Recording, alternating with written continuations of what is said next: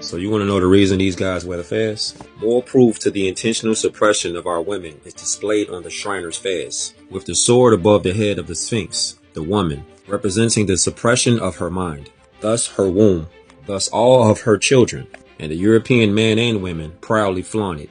You see him, right? The crescent and the star, representing the womb and the egg, are inverted, with the mind of the woman being suppressed, displayed as the sword over the woman's head. The fez is worn as a symbol of the womb. The top of it has a nipple shape that symbolizes the navel.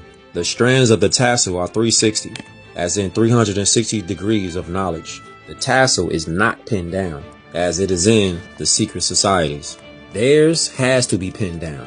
Properly, the free-flowing tassel is indicative of one who is born of the womb, endowed with and aspiring to and beyond 360 degrees of knowledge. They navigate upon the earth, and their potential is not limited, not pinned down, or kept secret. However, it is sacred. Sacred, not secret. The 4 sets of air holes are equal to the number of womb men, number 9, and to add to 13, the number of times a woman cycles per year, which is in tune with the cycle of the moon. The fez is typically a red felt with an indigo black tassel. The fez is the headdress of the ancient ones, the Moabite Moors, also spelled M-U-U-R. It is geometrically formed to represent the eternal zodiac. The body and the fez symbolize the womb of the cosmos and the womb of woman, mother. The 1-inch finial, which extends out of the center of the fez, is the number 1 and the 9th letter in the phonetic Moorish alphabet, I. This also symbolizes the navel, I, E-Y-E. Can you see it now?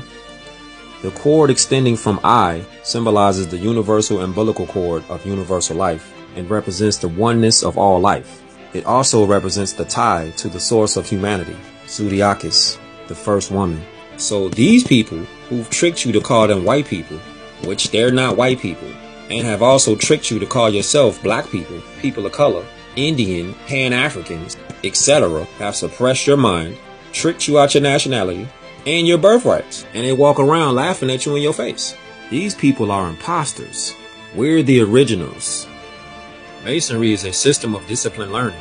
Moor is the pedigree and nationality of the direct descendants of the founders of civilization and the ancient high science, culture, Gnosticism, cosmology, alchemy, geometry, algebra, numerology, astrology, architecture, math, philosophies, etc., from which Masonry draws its wealth of knowledge, etc. Thus, Masonry is the high culture, esoteric, and Gnostic system of learning Moorish history, science, and culture, literally and factually. So they know who you are. The question is, do you know yourself?